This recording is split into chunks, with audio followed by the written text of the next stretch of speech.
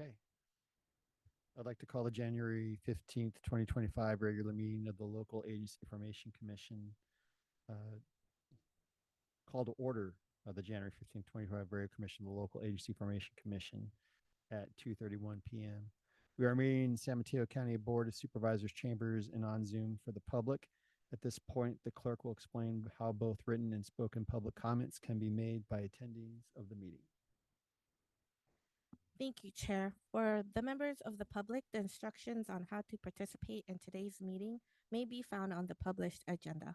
On Zoom, please use the raise hands feature or *9 if you're calling by phone to indicate your desire to speak. Thank you. Thank you, and we'll now proceed to item 1. Roll call, please.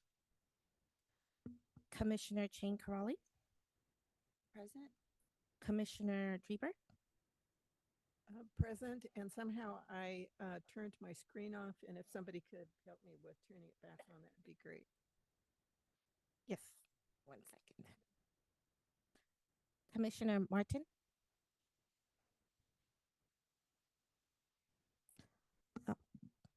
yes, Commissioner Martin,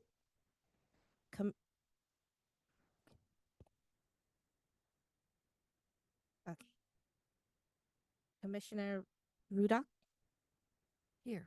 Commissioner Rinaldi, Here. thank you.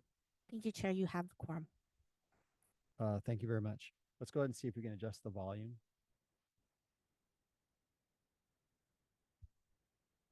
And while we're doing that, we'll go ahead and move on to the oath of office for appointed commissioners. Half Moon Bay Vice Mayor Debbie Ruddock as a regular member, Millbury Council Member Stephen Rinaldi as a regular member, and Pacifica Council Member Greg Wright as an alternate member. Mr. Fox, if you could go ahead and administer the oaths. Ruddock, please rise and raise your right hand. First, I want to ask you, some people have a religious objection to using the word swear. Would you prefer to say affirm or swear? We'll put the text up in front of you so that you can follow along. Can you switch it back to the PowerPoint?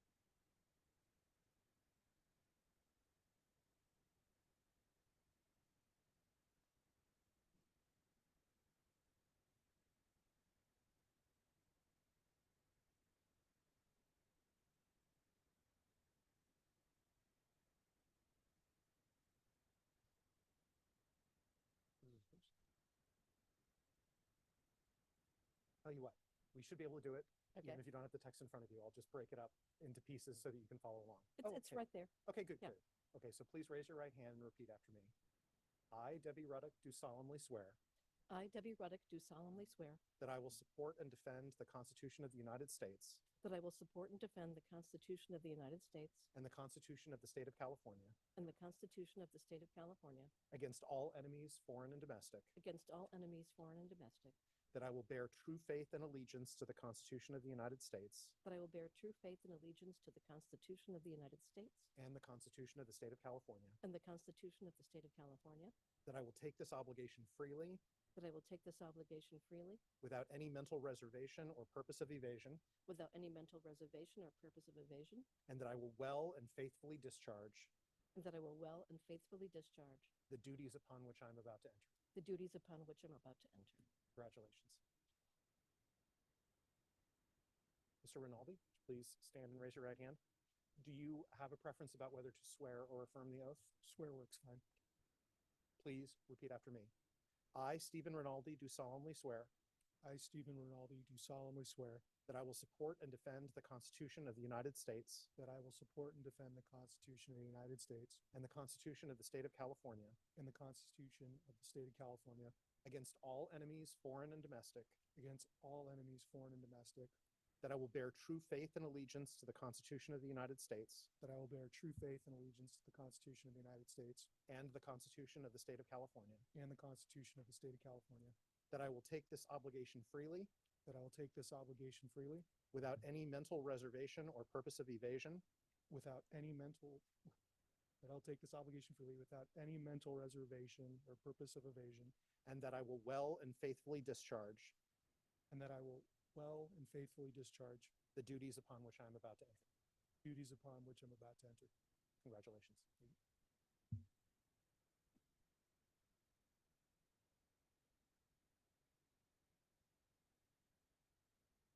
Mr. Wright? That would be excellent. Thank you. Do you have a preference about whether to swear or affirm? We'll just do swear. Please raise your right hand and repeat after me.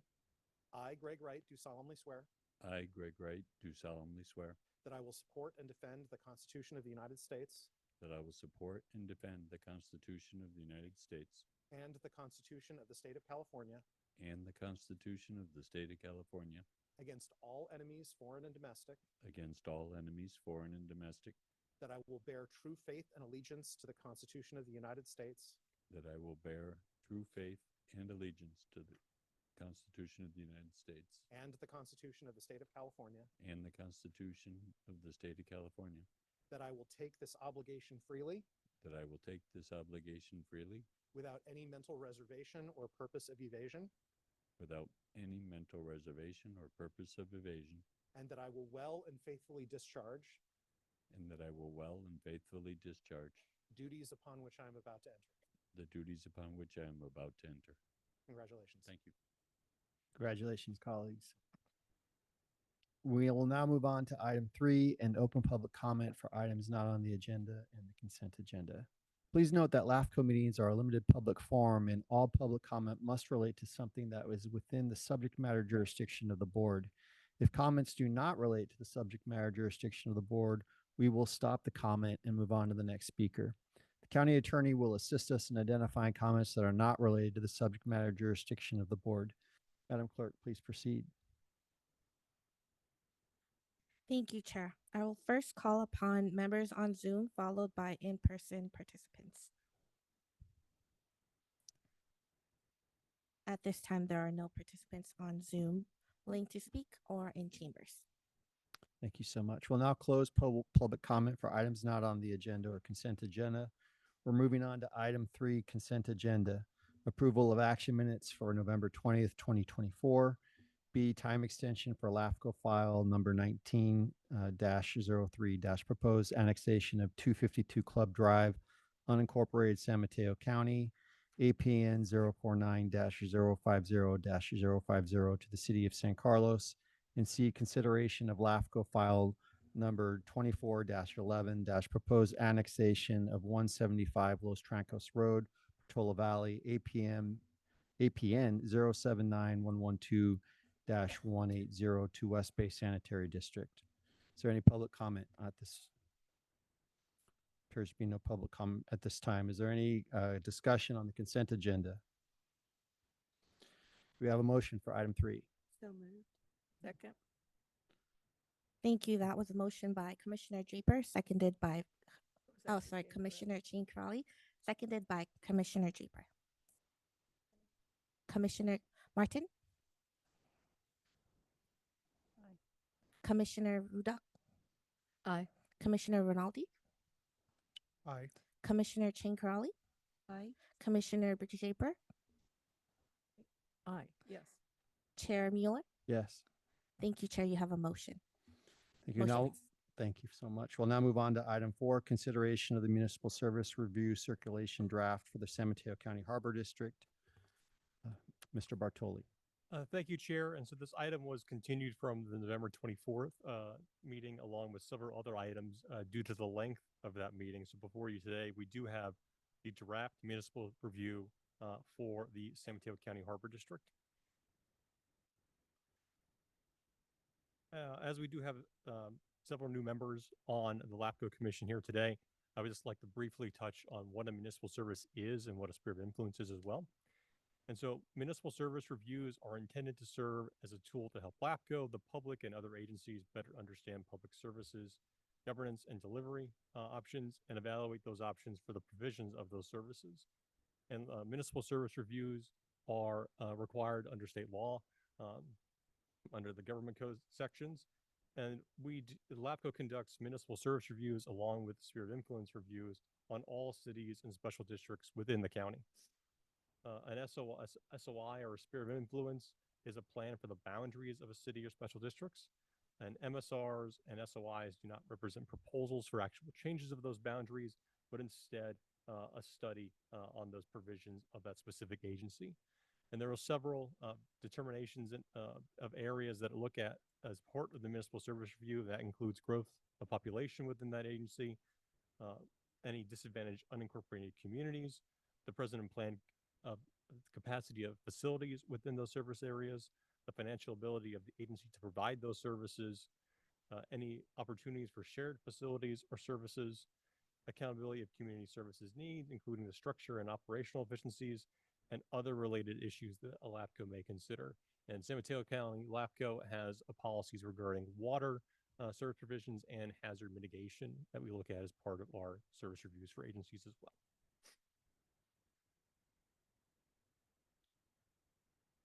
For the San Mateo County Harbor District, for those that may be unfamiliar with the district, it is an independent district that was created in 1933 and is governed by a 5-member board of commissions. The district boundaries of the agency are county-wide, and the district operates under Government Code Section for Harbor and Navigation Code. The district operates 2 harbors, the Pillar Point Harbor on the Pacific Ocean in the unincorporated community of Princeton by the Sea, which is adjacent to the community of El Granada, and the Oyster Point Marina Park Harbor, which is located on the San Francisco Bay within the city limits of the city of South San Francisco. Oyster Point Marina is owned by the city of South San Francisco and is managed and operated by the district under a 2018 agreement, which is set to expire in 2026. The district is unique in that it provides services at these 2 distinct locations, one on the ocean and one on the bay. And yet the district's area is within the county boundaries and again coterminous with the county limits. The San Mateo County Harbor District has approximately 44 full-time employees that provide harbor-related facilities and services to residents, visitors, and businesses that operate out of the harbors. Some of these services are revenue-generating enterprises, such as moorings for private boats, fishing facilities, and other business leases that occur on the Harbor District properties. While others serve broader public functions such as maritime search and rescue, law enforcement, and recreational facilities that are at those 2 districts. LAFCo supports a number of actions that the San Mateo County Harbor District has made regarding transparency and encourages the district to continue these efforts, especially since the last MSR that was conducted for the district several years ago. And I'd also like to note that the district collaborates with several agencies, including One Shoreline, the Army Corps of Engineers, the County of San Mateo, and other special districts related to hazard mitigation and issues regarding climate change.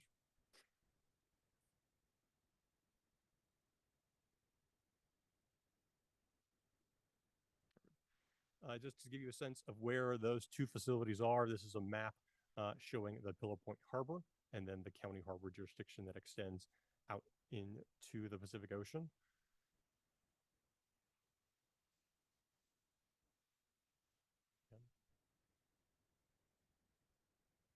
Go to the next slide if you don't. There we go. And then this is a map of the Oyster Point Marina, again, in South San Francisco, which fronts the San Francisco Bay and their facility. So that's showing the harbor area, which is then the lease area, and the county's jurisdiction for that lease area there.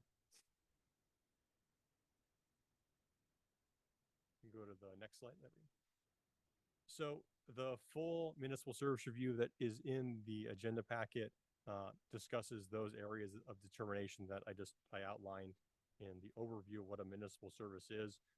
But I do just want to touch on several of the key issues and findings from this report. So this is the 3rd municipal service review and sphere of influence study for the San Mateo County Harbor District. Since the latest study in 2015, the district has greatly improved its financial transparency and budgeting practices. San Mateo LAFCo does not have any ongoing concerns regarding the district's financial ability to continue to provide services. The district does remain reliant on property tax revenue to cover its operating costs. The reliance on that property tax has grown over the years to represent about 70% of total revenue within this current fiscal year. The district does, though, have a commitment about continuing to enhance its operational revenue stream and is working on several ways to do that.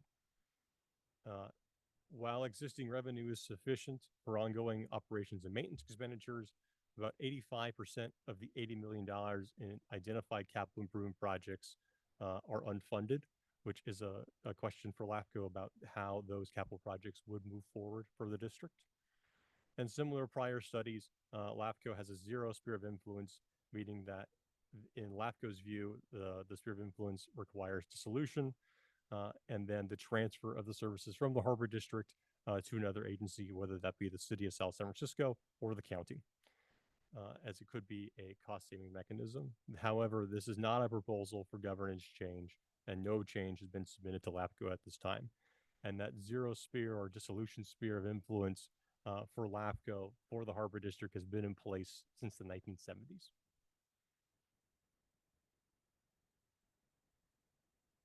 Discussing the district's finance, when Prop 13 was enacted in 1978, that resulted in the San Mateo County Harbor District receiving a share of the 1% property tax. And then fiscal 24-25, as I had mentioned, it's about 70% of the district's revenue, which is approximately $10 million. The district has maintained a net positive position for its finances, and then the fund balance or fund reserves have been used to pay for capital improvement projects. The fiscal year 24-25 has identified those $80 million in capital projects. However, though 15% of that total capital projects are funded. The district has intended its ways to enhance the commercial activity revenue, particularly at Pillar Point Harbor. And the district has no long-term debt since 2016 and outside of outstanding liabilities that include CalPERS and other post-benefit OPEB costs. In order, the district, as I had mentioned, the district no longer has those long-term costs, and I guess there have been no expenditures related to the purchasing of property around the Pillar Point. Go to the next slide, I'll show you the map. Thank you. Regarding maps that have properties that have been purchased by the district within the last 5 years or so. So since 2020, the district has spent approximately $11.5 million on several purchases. This is showing all the properties that are owned by the Harbor District. But if you look at the map, there are number 19, number 20, 13. I can see if I can pull up my cursor. Oh, no. See if still trying to figure out how to use the cursor on this thing. But there are several properties on this map that have been purchased within those last 5 years. And as part of the recommendation from LAFCo in the municipal service review, the district has stated they are working on an updated strategic plan for the district. And one of the recommendations that San Mateo LAFCo has is that the district should evaluate potential funding sources for those existing projects identified in the capital project that they have, as well as identifying any improvements that they envision for those parcels they have recently purchased, because the strategic plan did not encompass these new parcels that were recently purchased the last 5 years or so, and a number of these parcels are vacant. So if there were to be projects, they would need those capital projects to then either convert them into enterprise functions, such as office buildings or commercial activities or additional parking. So they'd be incurring more cost to the capital projects that the district currently is only able to fund 15% of. So those are two recommendations from LAFCo, is looking at what those capital projects are and how they're funded currently, and then going forward and evaluating those newly purchased properties and how those be developed and funded for those developments as well. And go to the next slide. There is a discussion within the service review as part of one of the required determinations about potential governance changes. As I had mentioned, the Harbor District currently has a zero dissolution sphere, but there is no change to day-to-day operations by that designation from LAFCo.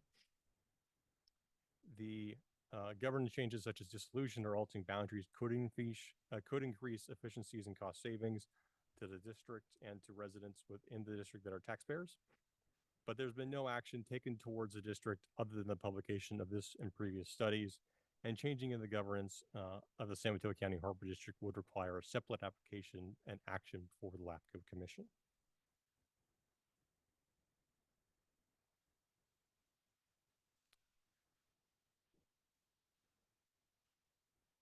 So the recommendation to staff, or the recommendation to the commission from staff, is to open the public hearing and accept public comments. The process is that we would request the commission accept the draft review and then direct the executive officer to schedule the final municipal service review for the Harbor District for a public hearing at the next commission meeting on March 19th. So the process for municipal service reviews is that we have a draft version that comes before the commission for input on. We then take that draft and circulate it to the public and to other affected agencies. And then we return that final version of it with comments from any agencies or incorporation of changes to the report. So you see it basically as a second reading at your next meeting. So direction today would be to accept the draft and then set it for the March 19th meeting. And I'd be happy to answer any questions.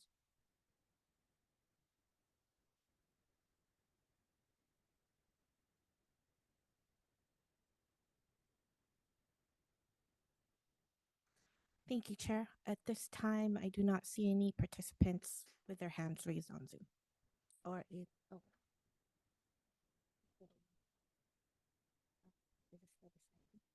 We have one in chambers.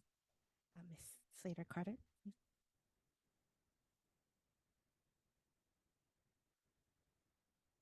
Good afternoon, Commissioners. My name is Catherine Slater Carter, and I am the newly elected president of the San Mateo County Harbor Commission. It was a pleasure reading this report. I think that it took into consideration all of the hard work that staff and the board have been making in these years. And much of our work was based on the report from 2018. So I want to thank you for the recognition on that. And we are looking forward to finding ways to develop our income in this changing economy. What we had been in years past was pretty much just a fishing and harbor of safe refuge. But over the years, we've taken on rescue, search and rescue, and other tasks and responsibilities that we hadn't before. And with that, I will ask the county to help us fund our search and rescue, because it is for everybody who comes to the county. And we had a rescue, I think we rescued 13 or 14, I'm bad on numbers, people over on Oyster Point the other day. And that was our group. The Coast Guard doesn't do that. So I would like to find a way to share those kinds of responsibilities that are county-wide with the county. And in addition to finding ways to develop new sources of revenue. Thank you very much.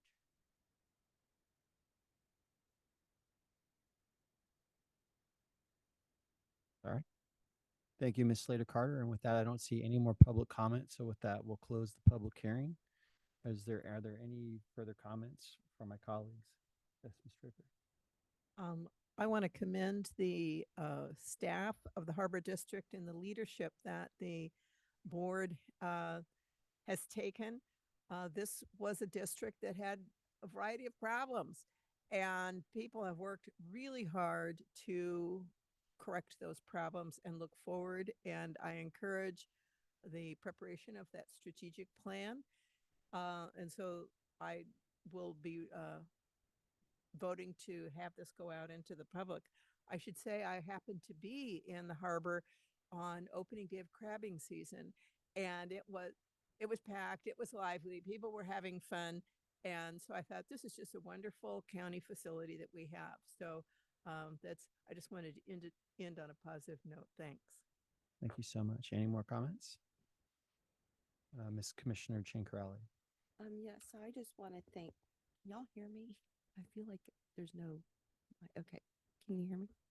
So I just want to thank the LAFCO staff for um, doing this report and really taking the time to look at the improvements that have been made, and also commend the former LAFCO staff for doing the report back in 2015, which actually allowed the Harbor District to have the opportunity to improve and um, be a functioning governing body.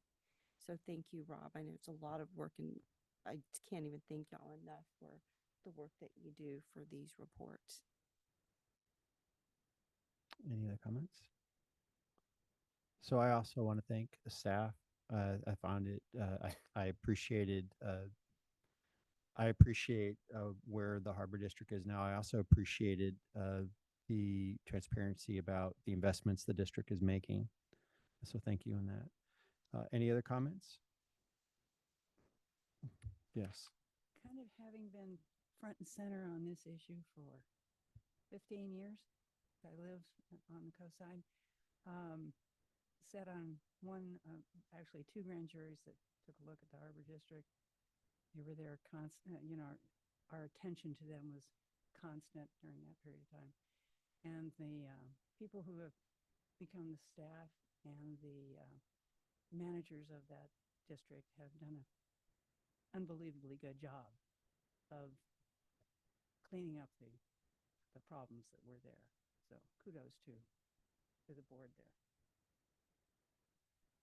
And well, with that, if I could go ahead and have a motion to accept the draft municipal service review and direct the final service review be brought back for a public hearing on March 19th, 2025. I move staff recommendation. Can I have a second? I'll second, or Steve can. Okay. Madam Clerk? Thank you. That was a motion by Commissioner Draper, seconded by Commissioner Martin. I think I see that first. Commissioner Martin? Let's do the roll again. Commissioner Rudolph? Aye. Commissioner Rinaldi? Aye. Commissioner Chang Crowley? Aye. Commissioner Draper? Yes. Chair Mueller? Yes. Thank And you. just for my colleagues, you really have to swallow these mics for them to work. So really lean into them or they're not working. So we're going to go ahead and move on to item 5. We'll now move on to item number 5, consideration of the final municipal service review of municipal service review for the city of Millbrae. Do we have any questions for the commission? If I may, Chair, I have a brief presentation on item 5. Thank you. So this item, again, was one of the items that was continued from the November LAFCo Commission meeting. So there are some updates to the final circulation draft that are inserted in track changes in the version in your packet. So LAFCO did receive a letter from the city of Millbrae regarding several issues, one of which that they're conducting a water rate study to be anticipated to be done in 2015 or 2025, excuse me. That there was a correction regarding the staffing of the sheriff's office within the city of Millbrae, and also additional information that the city has stated that they will be considering becoming a member of the Central County Fire Department JPA. Currently, if you remember, they are only a contract agency of that JPA, with the members being the city of Burlingame and the town of Hillsborough. Just to touch on several key issues regarding that municipal service review, there were no identified issues with the city's budgeting practice, but there were some questions regarding enterprise funds for water, sewer, and storm drains that project to use fund balance for their capital improvement projects. Per the city, there's sufficient revenue to fund those ongoing operations and maintenance, but the storm drain projects are currently subsidized by the city's general fund. And for a number of municipal service reviews, that is not an uncommon issue that many cities are facing regarding stormwater enterprise funds. And then while the city has returned largely to pre-pandemic levels for hiring and staffing, it still is continuing to implement cost-saving measures. And then the 2024 general plan includes plans and developments to increase the housing stock by about 45%. And the environmental impact did not identify any significant impacts to deliver these municipal service reviews, to residents within the city of Millbrae.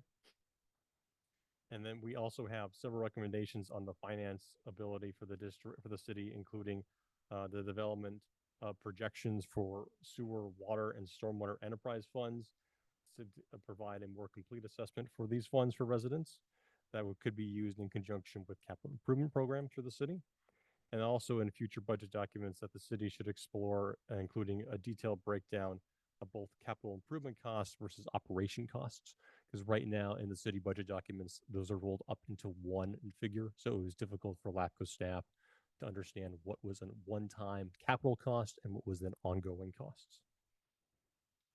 And then for public outreach, staff presented the municipal service review to the Millbrae City Council in October, where we took comments from the city council and also had comments from the city manager in that letter that those changes have been incorporated to. So with that, the recommendation is to open the public hearing, accept public comment, accept the final municipal service review, and then adopt the municipal service review determinations and recommendations contained within the report. And again, I'm happy to answer any questions. Thank you. Are there any questions from the commission? With that, we'll go ahead and open the public hearing. At this time, there are no participants on Zoom and none in chambers willing to speak, Chair. Thank you. Thank you. So we'll go ahead and close the public hearing. Any further comments from my colleagues? No, yes, Commissioner Chen Corrales. I'm just going to thank staff again for a great report. So thank you, Rob. And I want to commend the city of Millbrae for taking on the, I'll call it housing challenges. That's a whopping amount of housing coming in, a change to their community, but kudos to them. And it appears that they've also looked forward in terms of the municipal services. And I'm excited to see the results. Excellent. Thank you. And with that, do we have a motion to accept, well, excuse me, do we have a motion to move the staff recommendation? So moved. And Madam Clerk? Thank you. That was a motion by Commissioner Chen Crowley, seconded by Commissioner Draper. Commissioner Martin? No, I didn't Oh. second. Oh, It was sorry. Debbie. Seconded by Commissioner Ruda. Commissioner Martin? Aye. Commissioner Ruda? Aye. Commissioner Rinaldi? Aye. Commissioner Chen Crowley? Aye. Commissioner Draper? Yes. Chair Mueller? Yes. Thank you, Chair. Motion carries. Okay, we'll go ahead and now move on to item number 6. The Broadmoor update on the Broadmoor Police Protection District. It's an information item only. Mr. Bartoli. Thank you, Chair. And I will provide a little background again for the new commissioners about the Broadmoor Police Protection District and why this item is before the commission today. So the LAFCo Commission approved the Broadmoor Police Protection District and originally a special study in the March of 2023, and then later through a municipal service review that was conducted and approved in May of 2024. And so within those two reports, there were highlighted several areas of concern, including the fiscal health of the district, transparency, and the ability to continue to provide those services to residents within the Broadmoor Police Protection area. And so the Broadmoor Police Protection is a special district. It is a unique special district within the state of California, as it is the only police district that still exists that employs its own officers. So there are 3 of them within the state of California. There are 2 in Fresno County. They're all police districts that were formed in either the 30s or the 40s that provide police services to unincorporated communities. So the Broadmoor Police Protection District provides services to the Broadmoor unincorporated village, and then what we refer to is unincorporated Colma, so around the Colma BART station, if you're familiar with that area. That is also unincorporated area, so that's their main 2 kind of service areas that they provide police services to. And so the district has had significant budget challenges with deficits in 5 of the last 6 fiscal years, including a total loss then of $1.4 million. And typically their budgets are about $3 million. In 2023, in September, the Broadmoor Police Protection District at the time passed a resolution that they would be facing insolvency and potentially declaring bankruptcy for the district. That measure was later rescinded in January of 2024 when the district was able to create a budget surplus, in effect, by doing deep budget cuts, including determination of 2 officer positions, the changings from some of their they're on call officers to being volunteer positions, and other budget changes that they were able to create some breathing room for their fiscal health. But we continue to have a discussion regarding their fiscal health and some updates to the commission about those issues. And then, as of right now, per the district, there is sufficient funds to continue operations, but that is an ongoing challenge and something that we will be continuing to follow and bring updates to the LAFCo Commission. At the last meeting in November, if you recall, for those present there at that meeting, there was a discussion about initiating a dissolution from LAFCO of the district. That motion did not pass. However, there was a motion that was passed to then continue to provide these updates at our LAFCO meetings to the commissioners regarding the Broadmoor Police Protection District. So this is the first update of the year.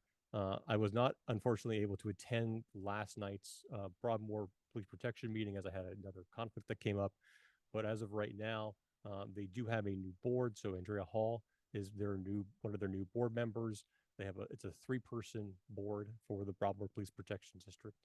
And so that board now consists of Andrea Hall, Ralph Hutchins, and then Commissioner John Aguirre. And Commissioner Aguirre is here today. And so we don't have any additional information right now regarding the district's health. That's something that we'll continue to follow probably as they put their budget together. One of their items that did not pass last year was a parcel tax measure, which would have raised about $700,000. That measure failed. They did not receive 50% majority. It needed 2/3 to pass. So that's currently the update for the Broadmoor Police Protection District. I don't know if any of the commissioners have comments on this issue, but this will have these kind of updates, and probably as we get closer to when the district is preparing its budget, we'll have more information about its fiscal health and projections going forward. Commissioner Ciancarelli. Yes, so thank you, Rob, for that update. I actually attended the meeting last night with the reorganization and the swearing in of, the reorganization of the commission and the swearing in of Commissioner Hall. And I thought it was a well-attended meeting. I think people are excited that there might be, some changes and at least, hard questions being asked. Some of my observations from last night, well, let me congratulate President John Aguirre, who's now the new president of the board. Commissioner Hall is the secretary and Commissioner Hutchins is the treasurer. But a few of the issues that came up last night was the resurrection of the reserve force, which I think people are excited about. Commissioner Hall pulled the treasurer's report from the consent item and questioned some of the expenses, including the attorney's billable hours.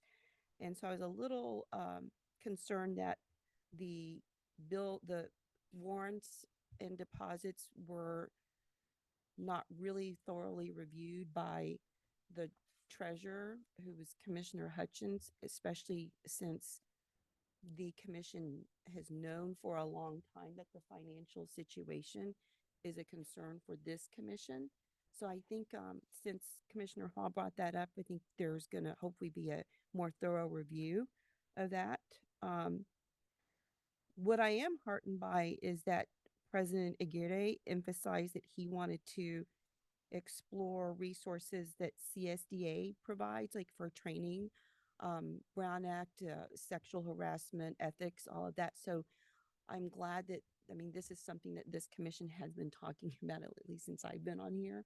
So I'm glad that they're actually taking that advice. And I know that Commissioner Hall is also very supportive. I think you've got it on the next agenda to see what kind of opportunities CSDA can provide in terms of training, since they are a member of CSDA.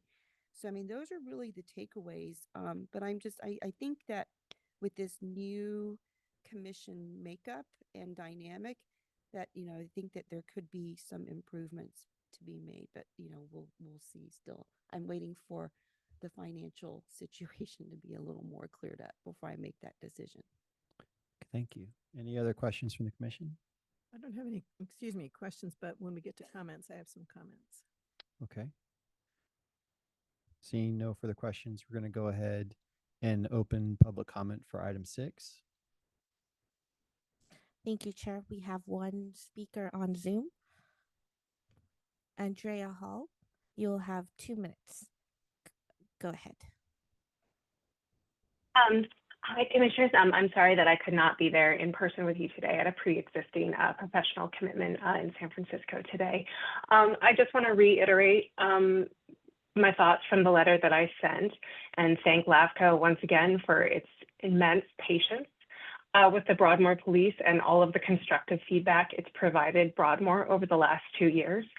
I'm excited, I'm disappointed that I'm only now getting the chance to implement this. It feels like it's been a long time in coming, but I want to emphasize to you that I am committed to implementing all of the changes that LAFCo has been advising the district to take. We need to review our financials scrupulously. We need to guard this tax money as though it is our own money, because it is our own money. We are the taxpayers of Broadmoor, and as commissioners, we're here to represent the taxpayers. So I just want to thank you again for all of the time and hard work that LAFCo and its staff has taken on this issue, and emphasize my commitment to improving the district and its financials. Thank you very much.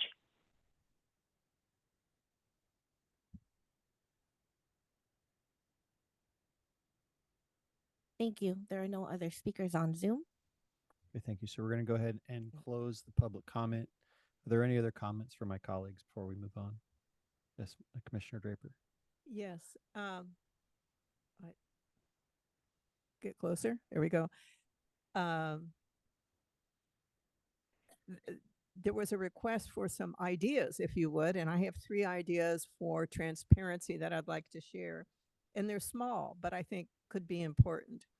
First, on the financials, I find that some of the descriptions for the accounts are lacking. In fact, it says need a description in some of them, and others say legal notice, and there's a whopping amount of legal activities in legal notice, and I really don't think that there's that many legal notices. I just think take a look at those things and modify where needed, and particularly in the legal area, have better descriptions of what's being spent on, and this will help the board and the public know where the expenditures are. The second one, which I've said before, is having written staff reports available to you as the board, the commission, excuse me, and the public before your meetings. This will really help you know and understand the issues, not only the commission, but also the citizenry, so that they can understand what are the issues and what do you have to deal with. Those written reports can also be available online, and just like many other special districts and cities have. And the final one is there appeared to be some concern with activities.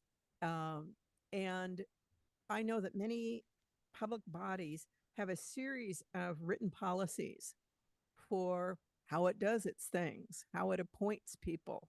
And I know that before Rob was appointed, the LAFCo had a discussion about how that appointment process would go, and we changed our contract agreement with the county.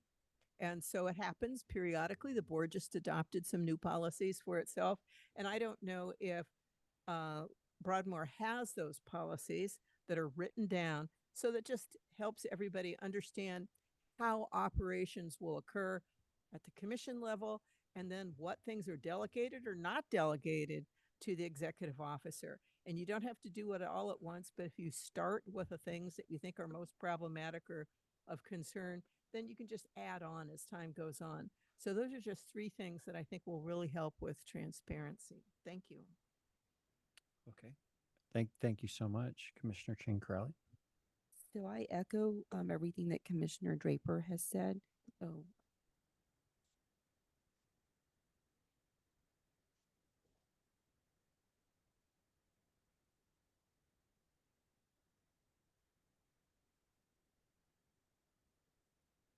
Sorry, Okay, Chair. we'll take your comment next. Go ahead, Commissioner Chankrali. So another observation that I made last night, which I forgot to bring up if we're looking at improvements, is just understanding basic parliamentary procedure and Robert's rules. Because last night, what was happening was that the attorney was actually directing who, when to make a motion. You have to have a second, get that kind of thing. So, I mean, those are like simple things, but those rules actually help ensure that there's like an orderly meeting. So I hope that the commission will do some training on that instead of relying on the attorney to kind of direct the commission as to when they should make a motion and who should second that kind of thing. Thank you, Commissioner Chankrali. Mr. Aguirre, if you want to go ahead and come and address us.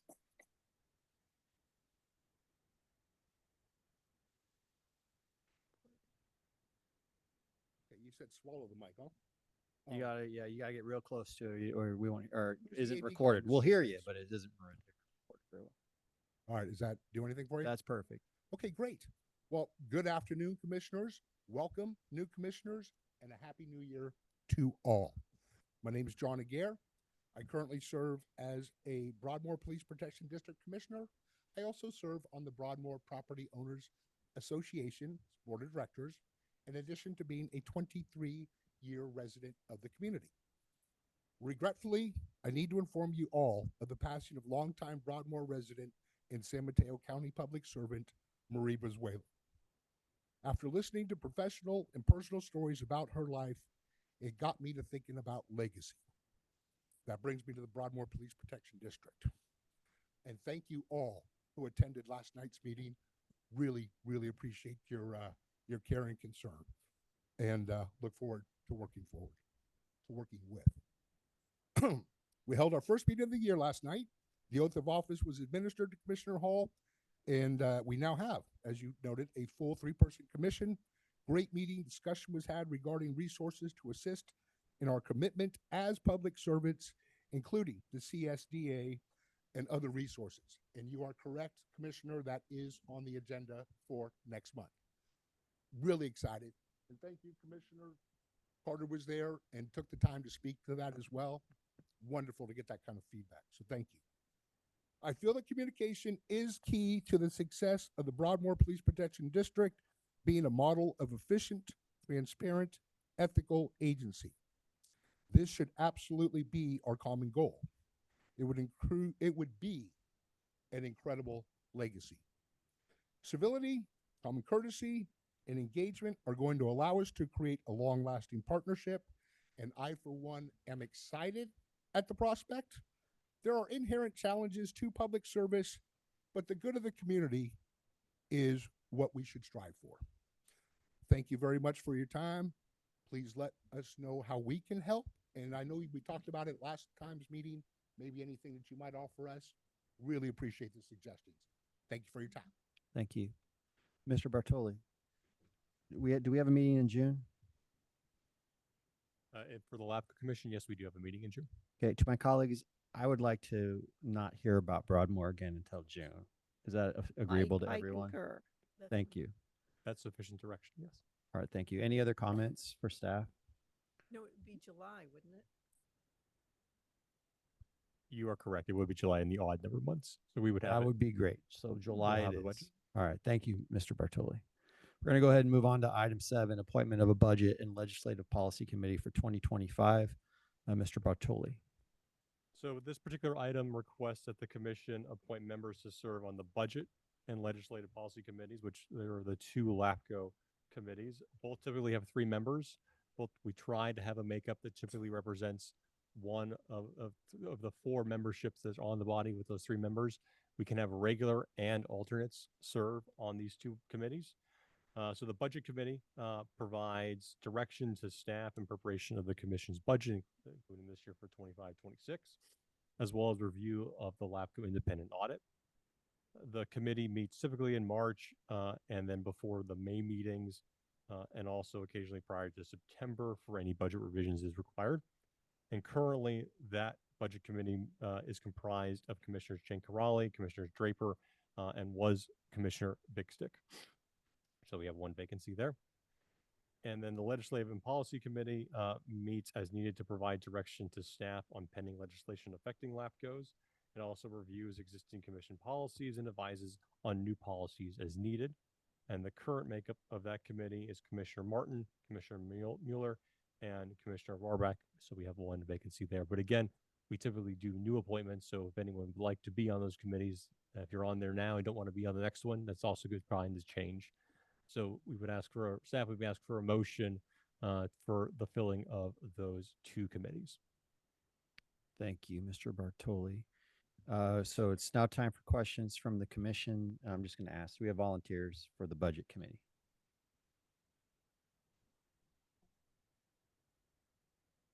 I don't mind staying on. I just got appointed to the Cal LAFCO Legislative Committee. So, I can stay on, or whoever else wants to do whatever is fine with me. I don't need to be on them, but it's all, you can have me as a last resort in some ways, right? But I'm happy to stay on the budget committee if that helps. Or if Commissioner Slater Carter, she's an alternate, if she wants to do that, that's fine. I'm okay with staying on. Okay, so we have two to stay on. Any others? Would anyone else like to join the budget committee from regulars? Would either of you like to be on the budget committee? Yeah. Yes, that'd be great. Mr. Wright or Miss Slater Carter. I didn't mean to neglect you, Commissioner Wright. I'd be happy to consider it. I just got appointed to 7 new committees on Monday Welcome night. to City Council. And I have not as of yet figured out the total calendar and workload and load management. Mhm. I'm also brand new, and I think I would benefit from more experience. But in the lack of anybody else's willingness to serve, I would be happy to serve. Is anyone else interested in serving on the budget committee? Looks like you're nominated. So we're going to move on to the Legislative Policy Committee next. So in terms of, are there any individuals who'd like to serve on the Legislative Policy Committee? Okay. Thank you, Commissioner Ruddock. Anyone else? I'm happy to stay on it, so we just need one more. Commissioner Draper? Yeah, would you like to serve on it, Mr. Rinaldi? Sure. Okay, so I can go ahead and come off. That's fine. And you three can serve on that one. And I think I need to open I think we need to take public comment now that we have our nominees.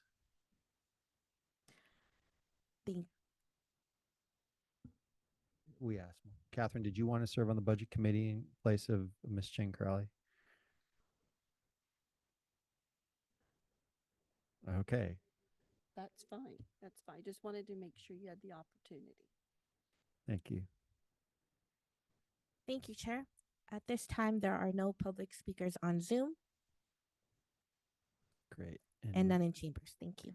Thank you. So I'm going to go ahead and close public comment and ask for a motion for appointing Commissioner Draper, Commissioner Chancrale, and Commissioner Wright to the Budget Committee, and Commissioner Ruddock, Commissioner Martner, and Commissioner Rinaldi to the Legislative Policy Committee for 2025. I'll move. We have a second? Okay.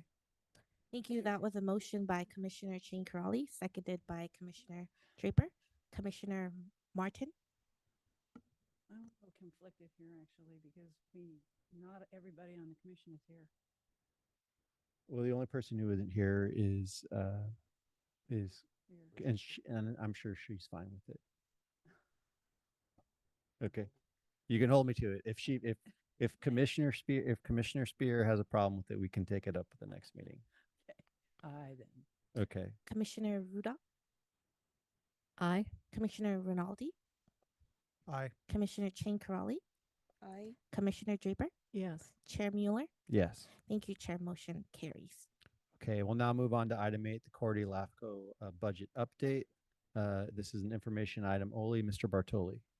Thank you, Chair. So yes, kind of as our practice, we do quarterly updates for the LAFCO budget. So this would be that January update for 24-25. The LAFCO has received 100% of the one-third apportionment, and that one-third apportionment is from the county, all the cities in the county, and all special districts. So that is the majority of where LAFCO's revenue is from the member agencies. So we have received 100% of those apportionments. Currently, we have one or two applications that we've received of approximately $4,000 for application revenue. And then expenditures are all within expenditure accounts for 24-25. There was one particular issue regarding direct communications, which is currently a higher amount than budgeted. It is anticipated that some of these charges would accrue to a different account, but instead they're accruing to this one particular one. But we do have sufficient revenue, though, within our general accounts to cover those charges because we had budgeted them just in another account. And to let the commission know, we will have a draft budget coming to the commission in March, and then we'll have the final budget in May. As by state law, LAFCOs have to have their adopted budgets by June 15th. So that's why we kind of have an earlier process for our budgeting than some other agencies, particularly in light that we meet only in the odd numbered months. So that concludes my report. Thank you, Mr. Bartoli. Do we have any questions from the commission? Seeing none, I see there's no public comment. We're going to go ahead and move on to the next item. Item number 9, Cal LAFCO, which is information only regarding the Cal LAFCO 2024 annual conference update, Cal LAFCO Sphere 2024, and the Cal LAFCO January 2025 board meeting update. Mr. Bartoli. So yes, these three items, or two of these items, were carried over from the November meeting, so I'll just be brief. Cal LAFCO, which is the California Association of LAFCOs, which is a statewide agency similar kind of to CSAC or League of Cities, or CSTA, the Special District Association, had its annual conference in Fish Camp on October 16th to the 18th. Commissioners Martin, Mueller, Draper, Jane Corrali, and Kevin Slater-Carter, along with Tim Fox, our legal counsel, Diana Espinoza, and me, attended the conference. There were several sessions on impacts of environmental justice, a presentation regarding agency consolidation, an in-depth discussion on the state legislation process, as long with a mobile workshop that went through the Yosemite National Forest that highlighted several intergovernmental efforts within the park that Commissioner Jane Corrali attended. And then also as part of that action at the Cal LAFCO board meeting at the conference, there was an election held, and then for the coastal region, Virginia Jane Corrali was elected as the special district member to the Cal LAFCO board for that coastal region, which encompasses the Bay Area all the way down to Ventura County. And so the full list of the new Cal LAFCO board is mentioned in the staff report. There also, from that, is the California Cal LAFCO Sphere documentation publication they put out on an annual basis. So you feel free to peruse some of those articles that Cal LAFCO had put together. Again, that's information only item. For the Cal LAFCO update from the January 2025 meeting, the first Cal LAFCO board meeting was held on January 10th. Cal LAFCO's offices in Sacramento. One major topic that was on the agenda was regarding a discussion regarding several LAFCOs that have currently concerns with the direction of Cal LAFCO. These issues that include regarding member representation at the Cal LAFCO board, the status of those Cal LAFCO legislative committee, and some changes that have been made to that legislative process by the Cal LAFCO board, transparency and communication from Cal LAFCO to other LAFCOs and executive officers, and the requested action providing a larger role for local executive officers in the Cal LAFCO board decision making. San Diego LAFCO and Orange County LAFCO sent letters to Cal LAFCO, which were part of the attachment to this item, stating that they would be revisiting their membership in Cal LAFCO in their next fiscal year. San Bernardino sent a notice, which again was also attached to your report, saying that they would be withdrawing from Cal LAFCO moving forward. So at the January 10th meeting, I was present along with Commissioner Jane Corrali. The board stated that in response to these comment letters and comments made at the Cal LAFCO board meeting, that they're going to review a number of suggested policy and procedure changes, including potentially creating an advisory committee to the Cal LAFCO executive director, looking at the composition of the Cal LAFCO legislative committee, and enhancing communication and transparency regarding board decisions. So the board requested a report by the end of January in anticipation of a special LAFCo board meeting in early February. But there are a number of LAFCOs within the state that are looking at their membership right now at some of the and reevaluating whether they should be continuing with LAFCO and moving that forward. So there will be more discussions on LAFCO at the board meeting. Commissioner Corrali, Jen Corrali can probably talk more in depth about those discussions. But at future LAFCO meetings here, we'll certainly keep the commission apprised of any changes and occurrences at LAFCO. That concludes my report. Thank you, Mr. Bartoli. Commissioner Giancarelli. So I think Rob summed it up quite well. So thank you, Rob.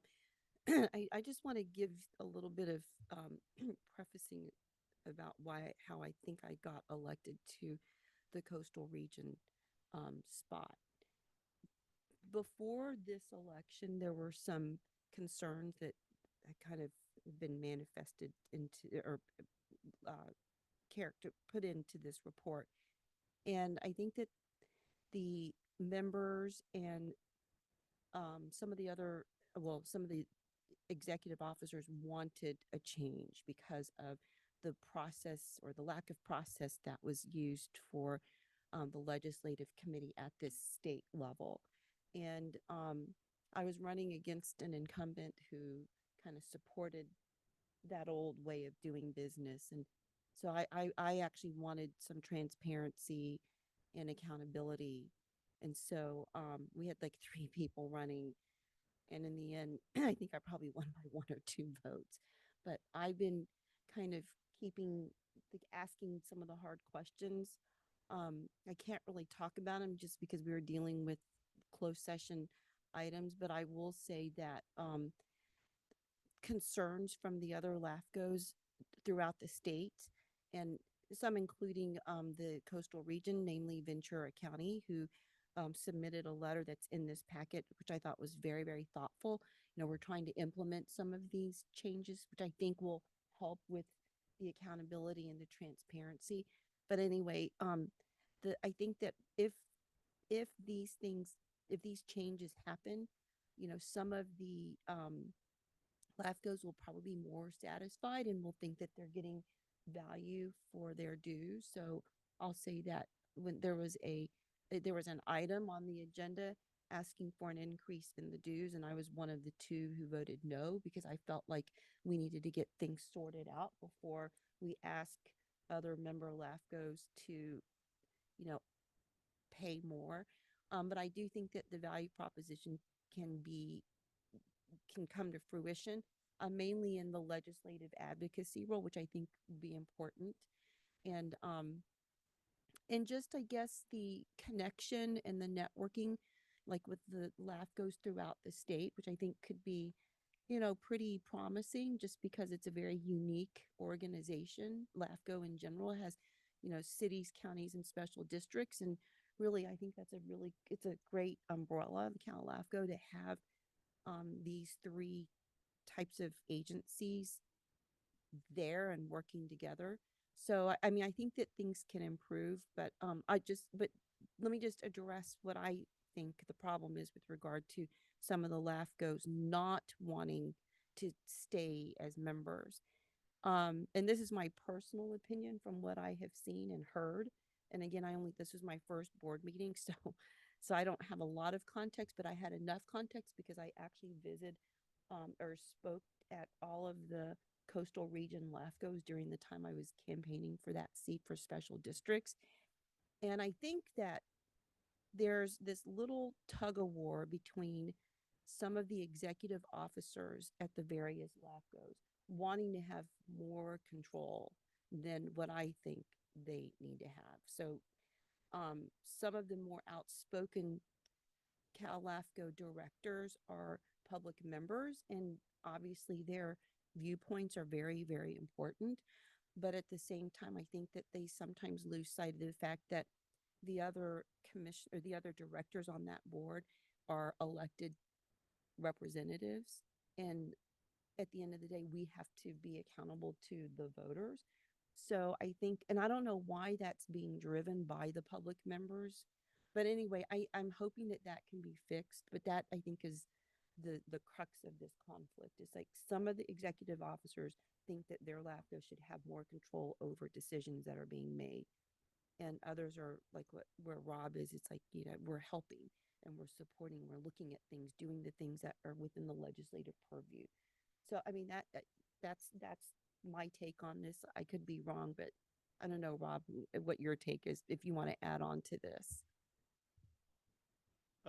Just briefly in that, I think there definitely is concern from a lot of the EOs about potential changes to CalAFCO, particularly around legislation. The change around legislation in the committee that for legislation was that typically what had happened is a lot of the CalAFCO very much is a volunteer organization. A lot of the local LAFCOs supply the staff to CalAFCO.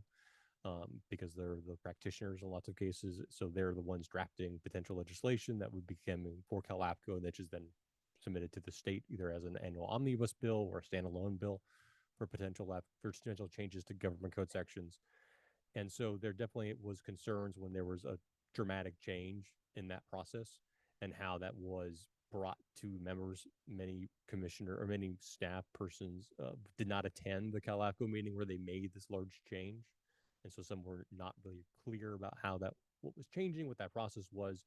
And I think there is some issues regarding that communication and going forward. But at this next meeting, it does sound like there will be further discussions about how to potentially implement some of these changes. And we certainly will see about how other LAFCOs feel about whether those changes are sufficient or if this needs further direction and action at CalAFCO. Thank you both. Is there a rival organization forming? To my knowledge, no, not at this time. But if there's sufficient breakaway, the Southern California region, which is 5 or 6 counties, they're all the larger by population and then by dues as well. So if you had the Southern California region break off, that could be a big dramatic change to CalAFCO, and you could see something else form potentially. Yeah, I mean, I wouldn't be surprised if they're all breaking off, that they're going to have to form something. So no one wants to go alone. Any other questions? Well, let me just add, I think that that's a reasonable statement, Ray. I think that that's a possibility, but I think the Bay Area LAFCOs, and for the most part, I think the coastal region LAFCOs, which encompass a lot of the Bay Area LAFCOs, are kind of together, but they just want to see how things are moving forward. Yeah, I'm not making a judgment statement. I was just curious if something was forming. I think, but I think that it's going to look it would look a little different. But like I said, I do think that the control issue is the issue that's separating all of the LAFCOs right now that are having problems with this situation. Thank you. Okay, so that's an information item only. I don't see any public comment on it. And so we're going to go ahead and move on to item number 10. Commission staff reports, legislative and policy committee, a legislative report, which is information only. Mr. Bartoli. Very briefly, there's no new LAFCO bills that are being tracked because we're at the beginning of the session here in Sacramento. But there also is an attached legislative summary from 23-24 for the California State Assembly of Local Governments. And then also just let the commission know that staff in the next month or so will be meeting with the representatives from the state legislature that represent San Mateo County just to do some outreach for what is LAFCO, what LAFCO issues might be coming before the Capitol this year, and also just to build that communication with our legislators up in Sacramento. So we're meeting with the staff of those various legislators. Thank you, Mr. Bartoli. Any questions for Mr. Bartoli? No, I see no public comment. We're going to go ahead and move on to item number 11, Commissioner Staff Reports, Future LAFCO Overview Workshop Special Meeting, information item only. Yeah, so it's 3 items that I briefly bring up. Is one, since we do have a number of new commissioners, including Supervisor Spear, and then the 3 new city council members that have joined us today. I wanted to see if there was interest by the commission of either holding a brief study session as a standalone meeting and kind of a LAFCO 101 presentation, or at the March meeting. We can have flexibility about start time because we do have this space if we are in it. Talk about that here in a second. To either start the meeting like maybe like a half hour early, so start at 2 instead of 2:30 as a potential, and then have about a 30-minute overview of LAFCO and LAFCO 101. If there's interest, that could be something that direction could be given to staff to work on. Comments from colleagues? I wouldn't mind coming early for the March meeting and having a session then combined. Any other? Yeah, I go mean, ahead. if the new members think that, or new commissioners think that it's useful, then I think that'd be great. I would be agreeable to coming early. I think it's important to know what the responsibilities are and the different actions that we take. So I don't know if it's LAFCO 101, but rather what are the things that would come before LAFCOs and what have we done would be important, and probably takes about a half hour, not anymore. And I'm in agreement to doing a LAFCO 101, coming in 30 minutes early. Is 30 minutes enough time? I think so. I think we could do a brief overview of some of the actions here. Okay. 30 minutes is enough time. We can do it before our meeting starts. That's great. All right. I think there's unanimous consent on that. So any other questions or comments? I do. For future MSRs for cities, I'd like for staff to include what is that city's regional housing allocation. I forget what it's called, RENA. And then whether or not they've been able to accommodate, just sort of what's the status and what their capacity is for meeting that future setting, whether they've done it or not.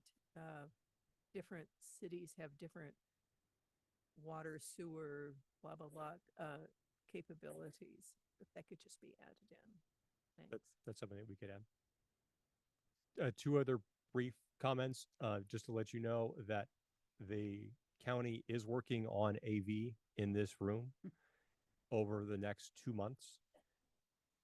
If there is construction, it may be during when the Board of Supervisors is not meeting, which could be a LAFCO meeting date. So LAFCO staff will let you know if there's any changes to the location of the March meeting. And also, I wanted to thank you for your patience as we work through some of the AV issues that we've had today. I think Diane had stepped out when the public comment card was submitted, so she wasn't aware because she was working on getting the mics and video set up. So I appreciate your patience. Oh, Thank no you. worries at all. It wasn't a big deal at all. Thank you. Thank you. Thank you, both of you. And with that, meeting's adjourned. Wait, can I make a motion to adjourn? Sure. Make a motion to adjourn. So I would like to make a motion to adjourn in honor of Ed Carter, Catherine Slater Carter's husband, who passed away about 5 weeks ago. Ed was a longtime resident of the coast side, actually longtime supporter of the agriculture industry here. He did a lot of financing for farmers and some of our fishing fleet. And he was a veteran and just a big supporter of the Harbor District, and was watching the Harbor District for many decades, actually. And I'm just sorry, Catherine, that you're going through this, but we just want you to know that our hearts are out for you, and we're thinking of you. And I'd like to adjourn this meeting in honor of your husband, Ed, and just a wonderful San Mateo County resident, in honor and memory of Ed. Well said. Thank you. And with that, we're adjourned.